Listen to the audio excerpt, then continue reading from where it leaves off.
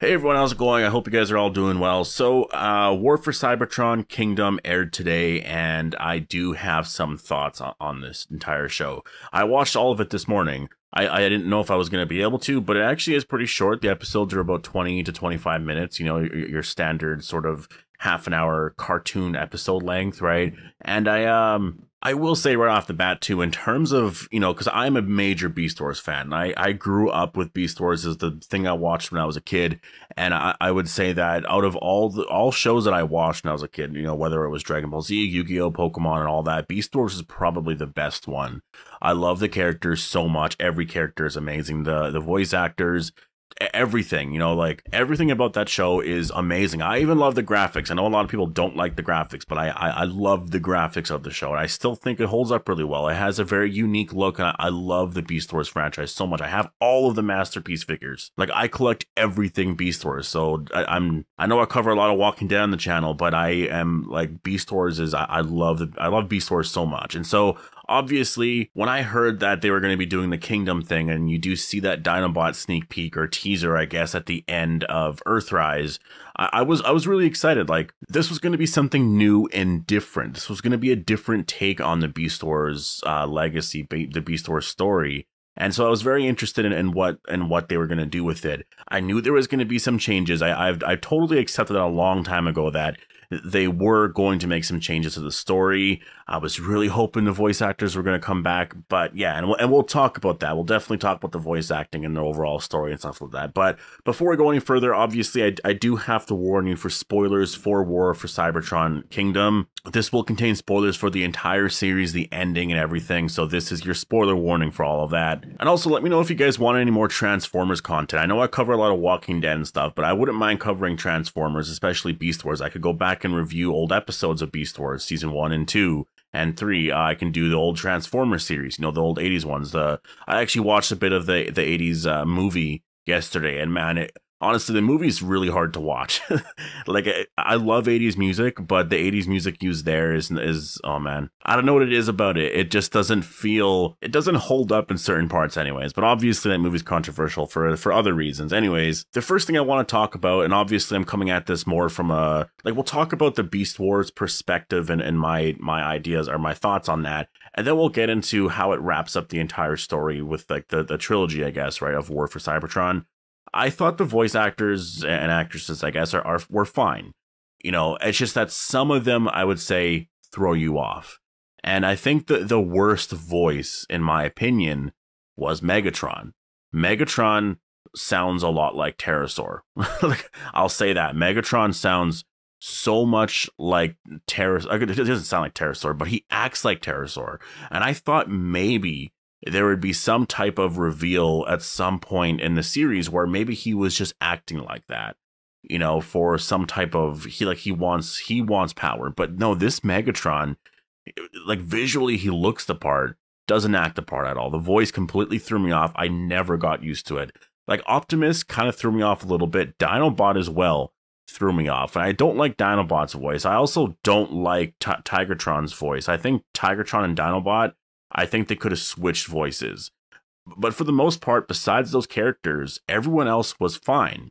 You know, they kind of captured the essence of the characters, and I think that's the most important part here. And I think that's why they actually ruined Megatron, I would say, in this show. I think that you can change the voice acting, you can change all of that, but you need to have the essence of that character there still. You need that. Optimus wasn't that. Optimus Primal, yes, he's more primal. Obviously, he has those characteristics where he's not like Optimus Prime. I get that, but this character wasn't like the 90s version, and I am totally okay with that. Again, that's one part of it that I actually do accept. This is a different take on that character.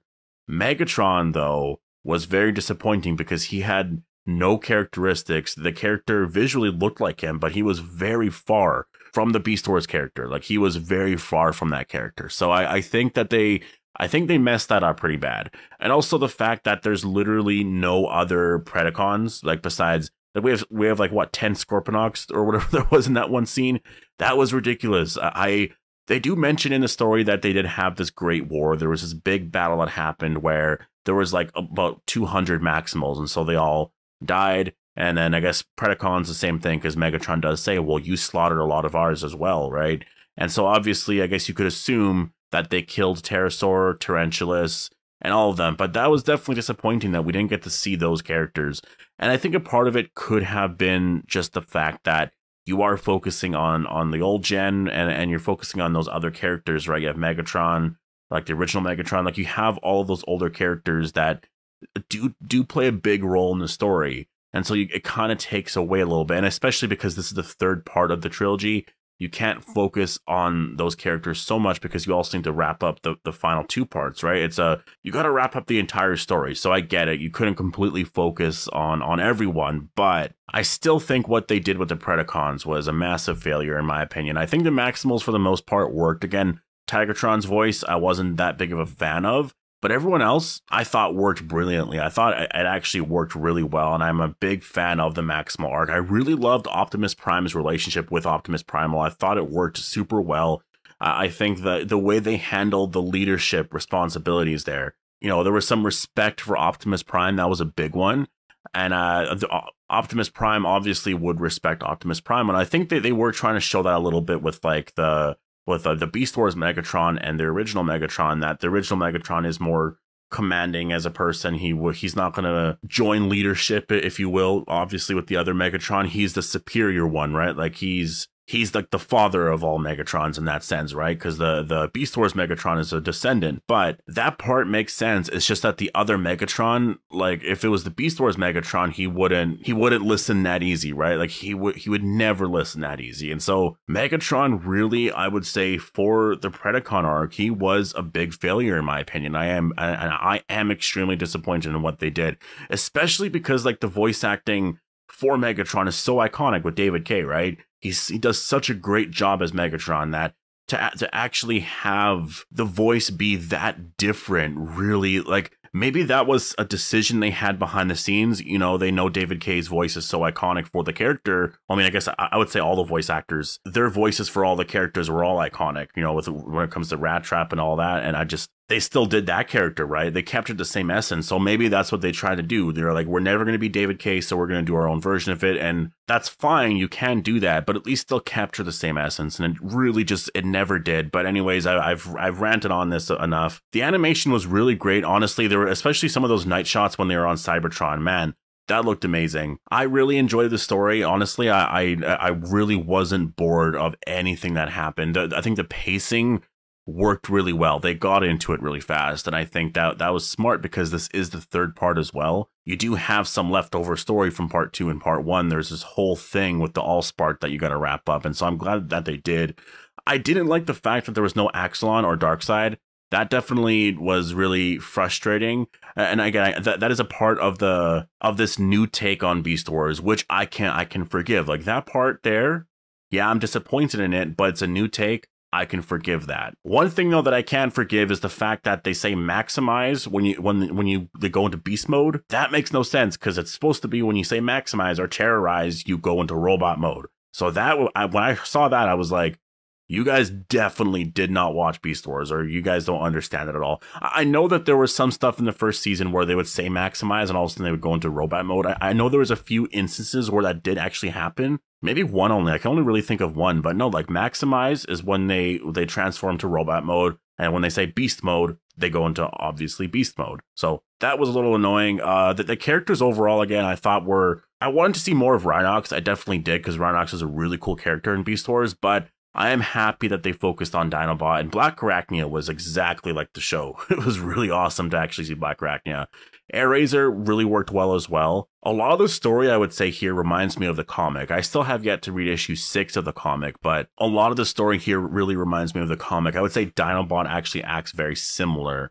And I know there's some issues with how Dinobot acts in the comic and like versus the show and stuff, but I thought at least in this show, Dinobot's overall story, I liked it. I liked the character. He doesn't have the same voice. The voice definitely threw me off a little bit, but I could accept it a bit more. I really liked the Choppa face reference, and of course, Rat Trap they had that nice moment there where you could almost kind of see that there could have been a bond there between Rat Trap and Dinobot. That was really cool. And then, yeah, Dinobot dies because, of course, they had to do that moment. Obviously, not as heartbreaking as Code of Hero, which I never really talked about on the channel before, but like that episode when I was a kid, I watched it for the first time when it first aired, and man, I was crying nonstop. I don't even know how old I was, like 6, 7, however old I was. I was crying nonstop. You can ask my parents. Like, they found it hilarious. I obviously didn't. But as we progressed through the story and we got over that initial shock of like, oh, there's like beasts here and these beasts transform, right? Like